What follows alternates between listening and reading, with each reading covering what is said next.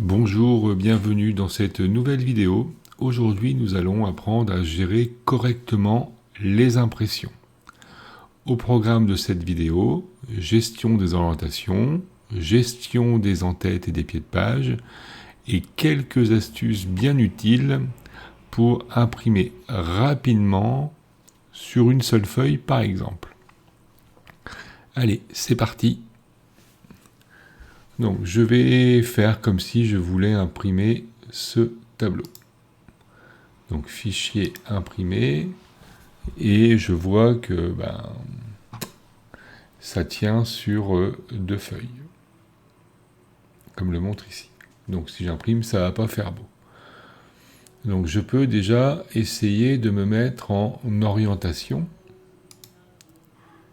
paysage. Voilà. Et là encore, si je regarde bien mon impression, je vois que je suis également encore sur deux pages. Alors, pour résoudre facilement ce problème, je reviens sur mon écran principal, et effectivement, je me rends compte que, si je regarde les pointillés qui sont ici, que j'ai deux colonnes qui sont donc sur une deuxième feuille. Pour faire tenir tout rapidement, je dis bien rapidement, parce que sinon je pourrais m'amuser à essayer de réduire chacune des colonnes, mais ça prendrait beaucoup de temps. Là, ce que je vais faire, c'est que je vais aller dans Mise en page. Clac. Et là, ici, je vais gérer mon paramètre largeur. Donc, au lieu de mettre automatique, je vais mettre que je veux faire tenir sur une seule page. Donc, automatiquement, que va faire Excel ? Excel va réduire un petit peu chacune des colonnes de façon automatique, de façon à faire tenir cela sur une page. Si maintenant je regarde dans Imprimer, je vois bien qu'effectivement, je n'ai plus qu'une seule page. Donc là, si j'imprime, ça sera parfait.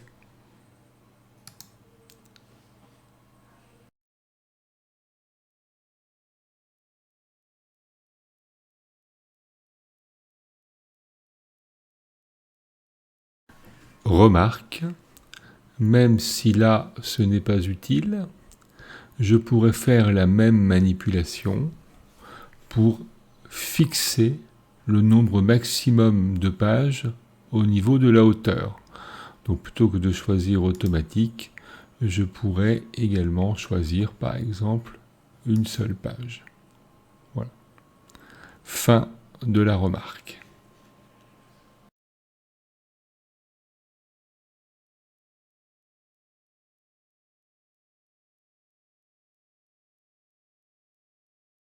Afin de personnaliser au mieux vos impressions, on va travailler sur l'insertion donc des en-têtes et des pieds de page. Pour ce faire, nous allons aller dans le menu Insertion. Et sur la partie droite de ce menu, nous avons en-tête et pieds. Remarquez que automatiquement, nous passons dans un mode d'affichage qui s'appelle le mode page, où on voit apparaître trois zones au niveau des en-têtes. Et si j'appuie sur l'icône atteindre le pied de page, je vais avoir la même chose au niveau des pieds de page. Donc je vais revenir sur l'en-tête. Alors, en-tête gauche, en-tête centre, en-tête droite. Donc, en en-tête droite, par exemple, je vais mettre mon nom. D'accord, par exemple. Je vais mettre ici la date. Donc je vais non pas taper la date, mais je vais plutôt insérer un champ de façon à rendre cet affichage dynamique.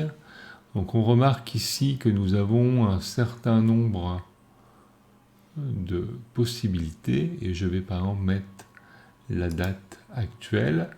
Alors remarquez tout de suite que ça n'affiche pas la date, mais ça affiche un champ date.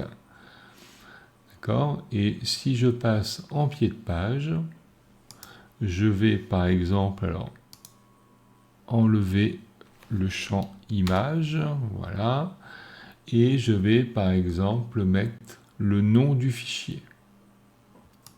Donc là encore, ça affiche et fichier.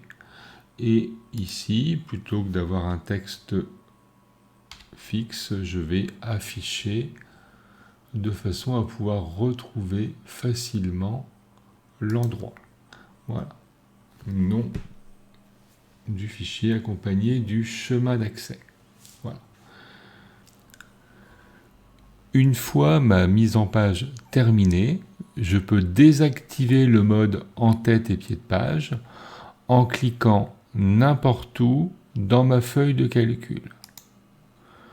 Je reviens automatiquement en mode affichage, en mode page. Si je veux retrouver mon affichage habituel sans les en-tête et pieds de page, je clique sur le mode normal. Voilà. Cette vidéo est maintenant terminée.